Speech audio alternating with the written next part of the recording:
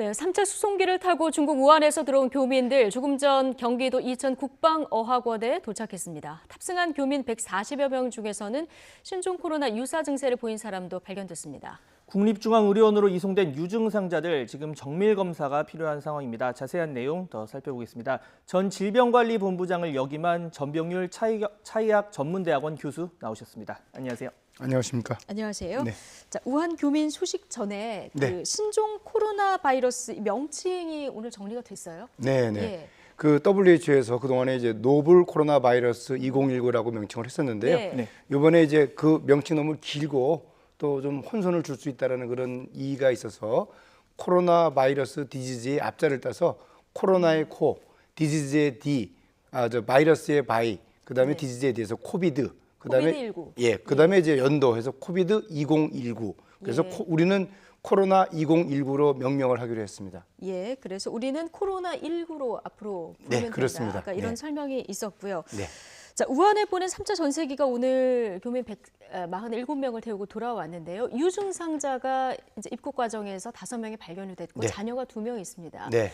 7명이 병원으로 이제 이송이 된 상태고요. 나머지 분들은 지금 이천에서 2주간 기존 1, 2차 때 들어오신 분들하고 비슷한 과정을 거쳐서 이제 격리 조치가 되는 거죠. 네, 그렇습니다. 특별히 더 유의할 점이 있을까요? 뭐 그 1차, 2차 상황이 워낙 안정적으로 잘 그 진행이 되고 있는 점을 감안했을 때 예. 1차, 2차와 똑같은 방법으로 입은 교민들을 잘 관리하면 될 것 같고요.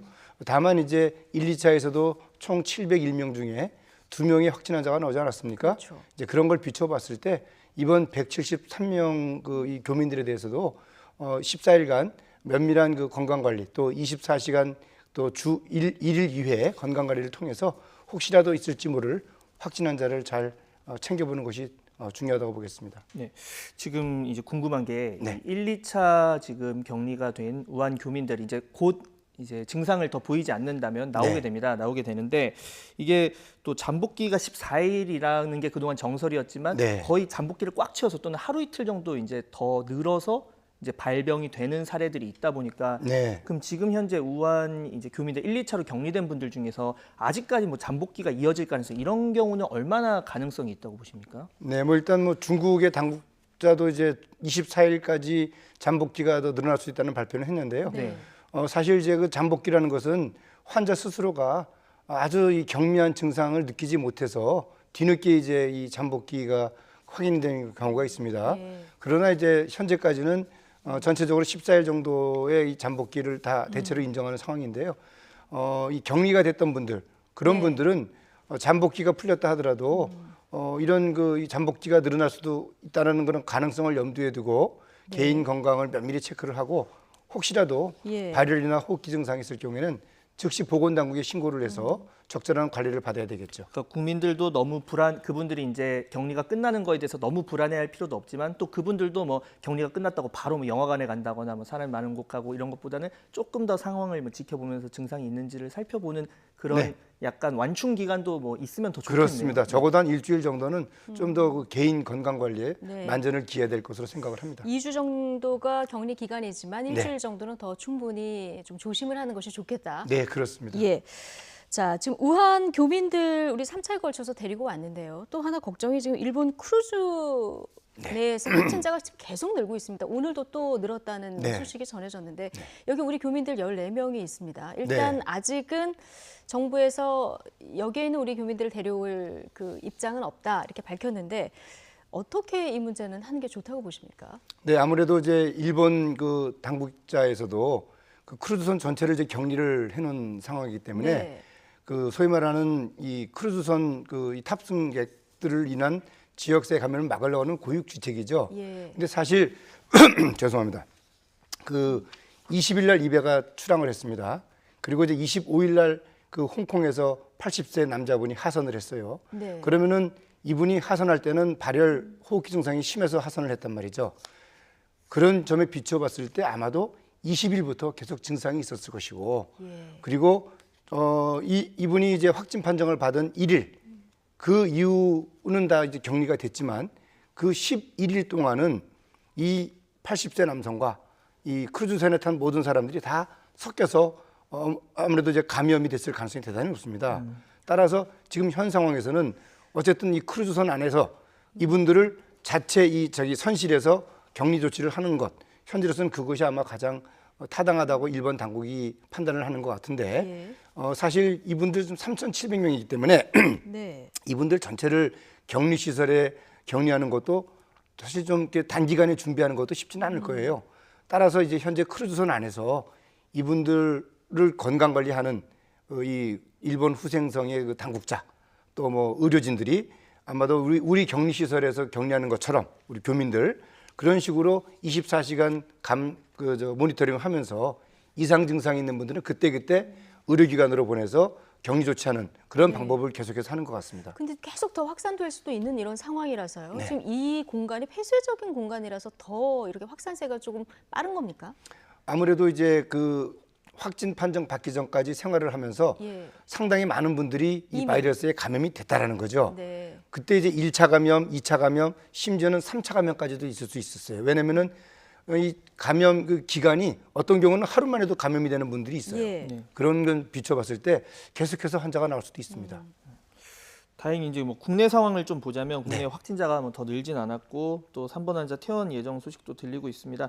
뭐 중국에서도 사실 뭐 매일매일 100명이 넘느냐 그러니까 너무 일희일비할 필요가 저희가 없겠죠. 네, 뭐 네. 100명을 안 넘으면 엄청 감소세가 두드러진 거고 넘으면 또 확산세가 두드러진 이렇게 볼 필요는 없을 것 같은데 지금 국내 상황 일단 보고 네. 중국 상황 따로 봐야 될 것 같아요. 네, 국내 상황 그렇습니다. 먼저 진단을 한다면 좀 네. 어떨까요? 지금 현재 1월 20일 날 최초 확진 환자가 나왔죠. 네. 그리고 이제 오늘이 2월 12일인데 날짜가 지금 거의 뭐 한 2일 정도가 됐는데 현 시점에서는 그 해외 유입객 그리고 또 그 접촉자들에 국한된 환자 발생이에요.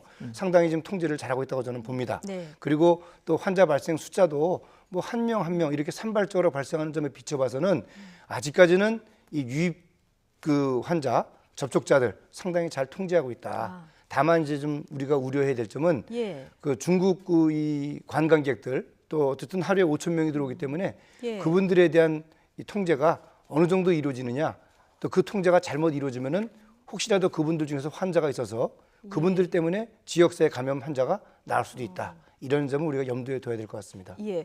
좀 중국 상황이 그러니까 굉장히 중요하잖아요. 네. 근데 중국에서는 지금 이달 중하순 내 절정에 달할 거다. 네. 이런 전망이 나왔습니다. 지금 중국의 신규 사망자 수, 확진자 수도 줄고 있는 추세인데 네. 이 전망은 어떻게 보십니까? 뭐 아무래도 이제 중국 당국도 나름대로 최선을 다해서 지금 방역 활동을 하고 있는데 예. 크게 5가지 지수를 지금 관리하고 있습니다. 그 중에 4가지 지수가 계속해서 호전되고 있다. 다만 이제 중환자 숫자는 워낙 환자가 많았기 때문에 당분간 크게 줄어들기는 어렵지만 나머지 확진 환자 수라든지 신규 환자 수라든지 또 퇴원 환자 수라든지 뭐 이런 것들은 계속 줄어들고 있다. 네. 이런 점에 비춰봤을 때 긍정적으로 본다면은 2월 중순경부터는 소강 국면으로 이 국면을 전환할 수 있다. 뭐 이런 발표를 하고 있습니다만 워낙 인구가 많고 예. 그동안에 접촉자들이 많았기 때문에 이 상황이 과연 그렇게 낙관적으로 될까 이런 것들은 좀 더 우리가 상황을 좀 지켜봐야 될 것 같습니다. 지금 이 신종 코로나에 대한 백신 관련 얘기가 세계보건기구에서 뭐 18개월 이내에 준비가 될 수 있을 것이다라는 얘기를 했는데 사실 18개월이라면 뭐 이번 감염증을 좀 해소하는 데는 좀 충분하지 않은 시간이잖아요. 네. 그래서 좀 어떻게 보시는지요? 네, 사실 이제 백신 같은 경우에 인플루엔자의 경우에는 우리가 매년 그 경험을 해보고 또 백신 바이러스 자체가 크게 변이가 없기 때문에 바로바로 이제 생산이 가능하지만 네. 이 RNA 바이러스, 특히 코로나 바이러스는 그렇지 못합니다. 우리가 2015년도에 경험했던 메르스, 사실 2012년부터 중동 지역에서 발생을 했거든요. 예. 아직까지 백신 개발을 못 하고 있어요. 그런 점에 비추어봤을 때 이번 그 이 코로나 바이러스 감염증 역시도 그렇게 WHO가 말한 것처럼 18개월 만에 백신을 개발한다는 것은 상당히 어려운. 물론 이제 열심히 해서 개발을 한다고 해도 사실 그때가 되면 이 신종 바이러스가 네. 다 유행이 지나가기 때문에 네, 실효성도 없는 거죠. 물론 이제 그 예. 위에 또 이 유행이 다시 재발이 되면은 예. 쓸 수는 있겠지만 그때 똑같은 바이러스가 그 재발을 일으킬지 그것도 모르기 변이가 때문에 될 수도 예, 있겠죠. 그렇습니다. 어쨌든 의학적인 노력은 계속해서 이루어져야 된다고 생각을 합니다. 네. 예.